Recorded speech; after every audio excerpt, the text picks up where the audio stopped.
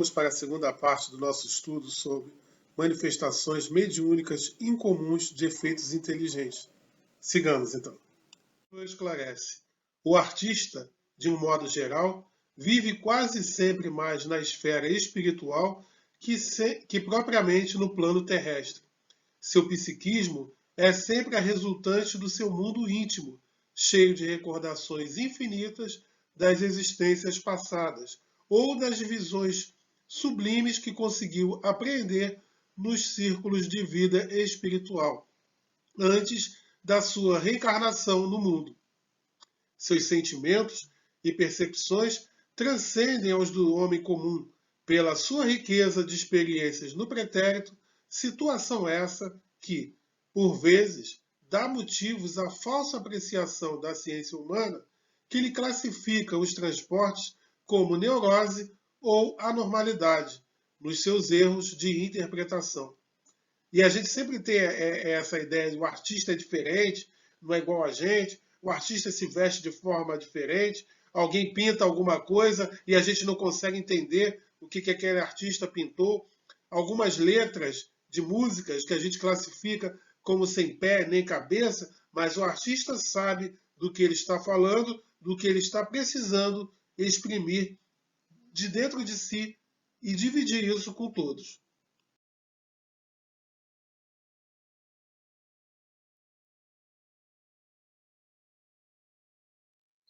Falando ainda sobre os artistas, é que, em vista da sua posição psíquica especial, o artista nunca cede às exigências do convencionalismo do planeta, mantendo-se acima dos preconceitos contemporâneos, salientando-se que, muita vez, na demasia de inconsideração pela disciplina, apesar de suas qualidades superiores, pode entregar-se aos excessos nocivos à liberdade, quando mal dirigida ou falsamente aproveitada.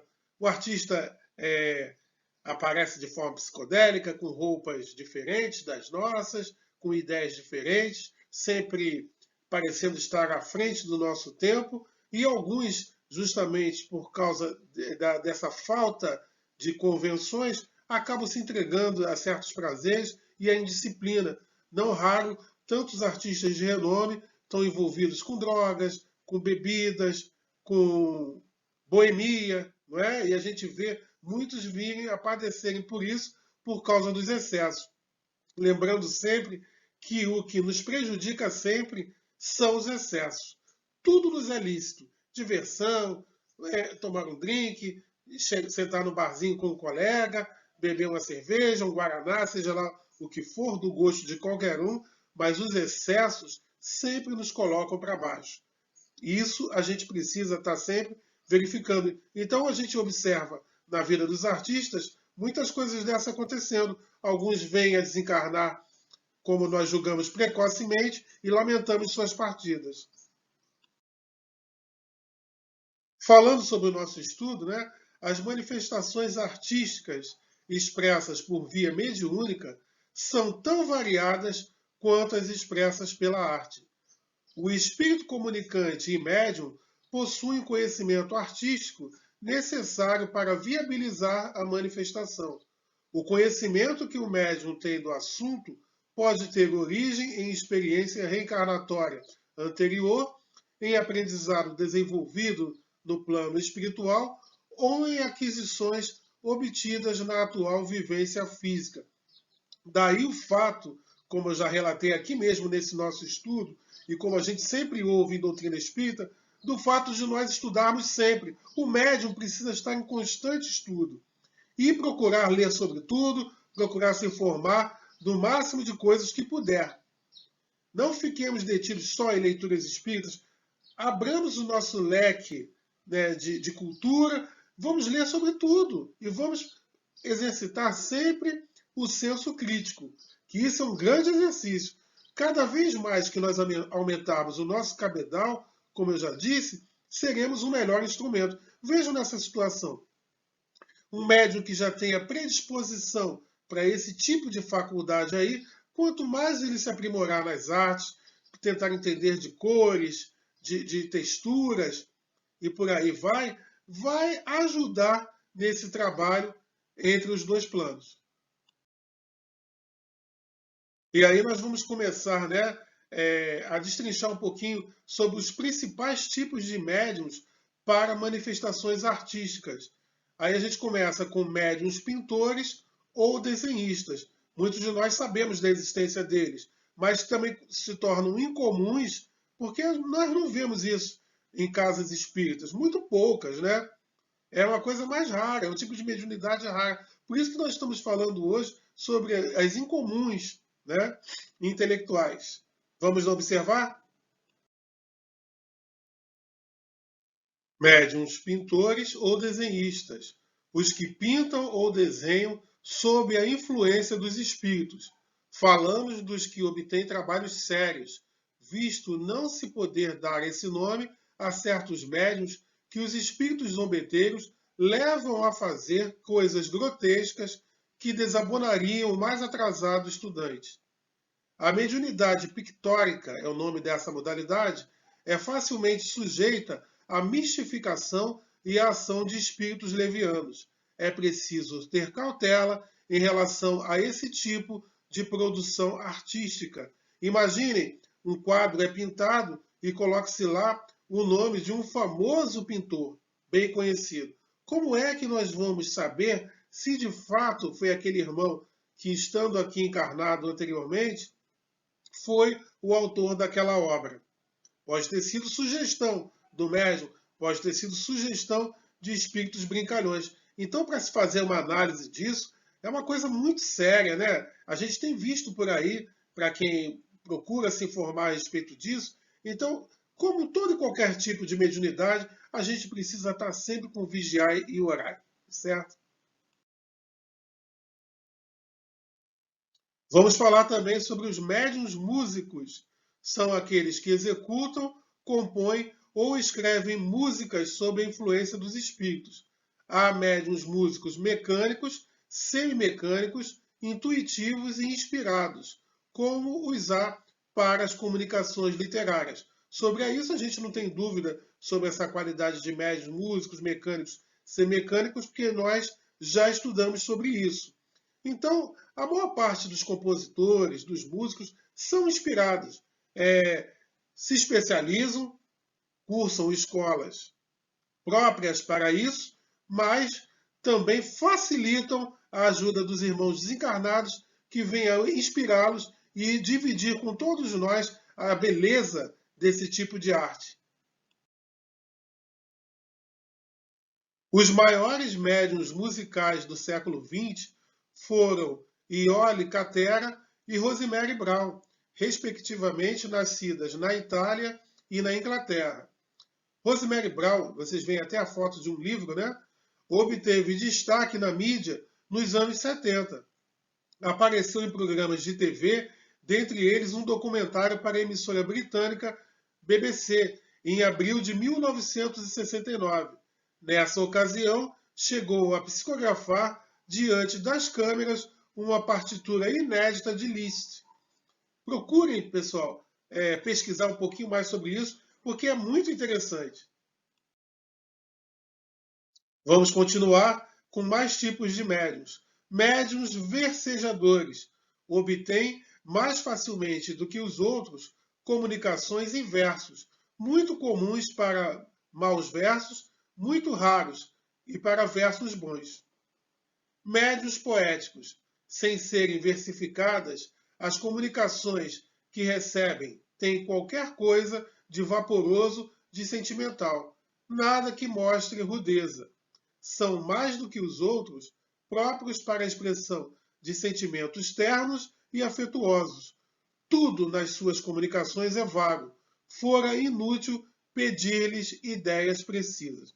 Poesia é poesia, a gente já sabe como é. É algo que nos induz a parar, avaliar, pensar mais no abstrato e muitas das vezes daí, como a gente falou no início do estudo, redescobrir certas belezas que o nosso cotidiano agitado, nós muitas das vezes nos impedimos de perceber a beleza, as cores de tudo que nos cerca. Médiuns literários não apresentam nem o que há de impreciso nos médiuns poéticos, nem o terra a terra dos médiuns positivos. Os médiuns positivos são aqueles cujas comunicações são nítidas e precisas, porém dissertam com sagacidade.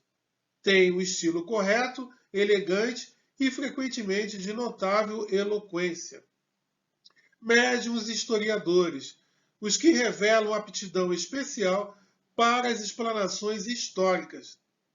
Variedade rara dos médiuns positivos. Algumas das vezes, em palestras públicas, aquele irmão que está nos passando o estudo daquela reunião, daquela sessão, de repente começa a falar um pouquinho mais sobre história e pode, muitas das vezes, ser um reflexo disso aí. Mas lembrando que são manifestações incomuns de se observar nas casas espíritas e no mandato mediúnico. 2. Mediunidade poliglota e especular. Os médiuns que durante o transe falam ou escrevem em línguas estrangeiras possuem a mediunidade poliglota, também conhecida como mediunidade de xenoglossia. Xeno é igual a diferente e estrangeiro. Glosso, língua. São muito raros. A manifestação mediúnica em uma língua estrangeira não apresenta utilidade de ordem prática quando acontece na reunião mediúnica, sobretudo se as pessoas presentes desconhecem a língua em que o espírito se manifesta. Então, assim, não tem aquela praticidade. E não vamos pensar que o irmão que veio até a mesa mediúnica não será atendido, pois será atendido sim. A espiritualidade própria faz esse trabalho. Porque o que acontece? O que dá o entendimento são as ideias expressas através do pensamento, independente da língua. Então, se é mente a mente, a espiritualidade entende que aquele irmão está precisando de socorro, ou quer falar alguma coisa positiva, ou quer revelar alguma coisa. Então, na manifestação para nós médiuns, não há uma praticidade, mas a gente sabe que na espiritualidade aquele irmão será atendido. Tem valor quando dirigido ao público não espírita ou com reduzido conhecimento da doutrina espírita, pois fornece evidências da sobrevivência do espírito após a morte do corpo físico. É mais um fato só para mostrar para o público que existe alguma coisa além dessa vida corpórea. Então, para aquelas pessoas que estão procurando maravilhoso, procurando alguma coisa diferente, ali está mais uma oportunidade de se observar. Ainda mais se o médium, na vida atual, não apresenta característica alguma que conheça sobre outras línguas, mas são as reminiscências lá do passado. Certo? Há casos de obsessão em que o espírito se manifesta falando ou escrevendo em língua estrangeira. O médium, por outro lado, só tem condições de transmitir a mensagem em língua estrangeira quando ele tem domínio desta, por aquisição na presente existência ou em encarnações anteriores. Às vezes a gente vai ver uma pessoa tão pobrezinha materialmente, que não sem condições nenhuma, dando passividade, né? Algum irmão de uma língua estrangeira. E aí, como é que pode isso? Aquele espírito, mais uma vez lembrando, ele encontrou naquele médium reminiscências, bagagens que ora não estão sendo utilizadas nesta encarnação por um motivo ou por outro, por necessidade do encarnado, mas o irmão desencarnado identifica ali naquele médium condições e arquivo, né, para que possa se exteriorizar. Então, independe do que nós estamos encarnados hoje. Quanta gente às vezes até analfabeta e gosta de outras línguas, gosta de saber, gosta de procurar se informar sobre outros países. Isso está dando evidências de que em outras vidas, talvez aquele irmão tivesse habitado outros países, tivesse conhecimento de certas culturas, de certas línguas, e agora essas características estão adormecidas para a atual encarnação, mas com certeza estão lá no corpo mental daquele indivíduo. Entendido aí, gente? Há casos excepcionais em que a mensagem mediúnica é recebida em língua estrangeira e invertida. Vejam ali na foto, viram? Escrita de trás para frente, de forma que a sua leitura só é facilitada por um espelho. Trata-se da mediunidade especular. Observem isso. Os médiuns Francisco Cândido Xavier e Divaldo Pereira Franco receberam mensagens em inglês, respectivamente ditadas pelos espíritos Emmanuel e Joana de Ângeles.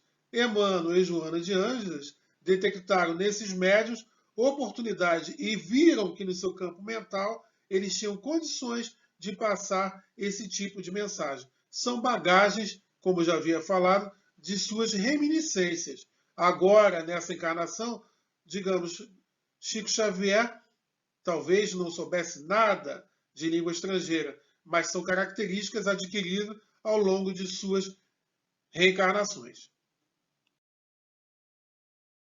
E para terminar, vamos falar sobre a psicometria. André Luiz, pela psicografia de Francisco Cândido Xavier, servindo-se da orientação do espírito instrutor Aulus, define psicometria como registro, apreciação de atividade intelectual, mais especificamente, reportando seus trabalhos mediúnicos. Designa a faculdade de ler impressões e recordações ao contato com objetos comuns. Já ouviram falar dessa modalidade de médiuns que, ao tocar certos objetos, tocar em paredes, tocar em mesas, em anéis, ou o que seja, conseguem detectar o passado de quem habitou aquela casa, quem possuiu aqueles bens? Já ouviram falar sobre isso? Nas palavras de Aulus, o nosso pensamento espalha as nossas próprias emanações em toda a parte que se projeta. Dessa forma, deixamos vestígios espirituais por onde passamos e tais vestígios podem ser percebidos por espíritos de acordo com suas possibilidades evolutivas. Em se falando dos encarnados, por médium que detém a faculdade dessa leitura. Já ouviram falar também que as nossas casas guardam as nossas impressões, as nossas vibrações. Nós sabemos que vivemos num mundo repleto de vibrações e é através dessas vibrações que são emanadas por nós é que os espíritos se comunicam. Já vimos isso também no decorrer desse nosso curso. Então, captando-se as vibrações de quem viveu naquele ambiente, não necessariamente o irmão desencarnado se encontra no ambiente ou está próximo a esses objetos. Mas, e isso também acontece, né? Que essas vibrações, por se perpetuarem ali, esse tipo de médium psicômetro consegue dali detectar esse tipo de vibrações e traduzir para nós aquilo que já ocorreu ali, ou quem possuiu aquele bem, ou quem habitou aquele imóvel, e o que seja. A leitura psicométrica ocorre por duas vias. 1. Percepção dos fatos impressos na aura do objeto. 2. Relação telepática que o médium psicômetra faz com a mente de quem possuía o objeto, independente do fato de que este esteja encarnado ou desencarnado. Também ainda a gente observamos que estamos todos mergulhados no fluido universal e isso facilita que isso ocorra. André Luiz explica também que ao sentir ou tocar o objeto, o médium naturalmente sintoniza com a mente do proprietário. Os médiuns psicométricos são muito utilizados para localizar objetos perdidos ou tesouros ocultos. Podem ser assediados por espíritos embusteiros ou brincalhões. Em toda modalidade de mediunidade, né, a gente pode ser assediado, né, por esse tipo de espírito. Mas algumas, e no caso específico das pinturas, ou no caso da psicometria, esses irmãos podem se aproveitar dessas oportunidades e zombarem dos médios. Então, por isso, sempre o vigiar e orar tem que estar em dia.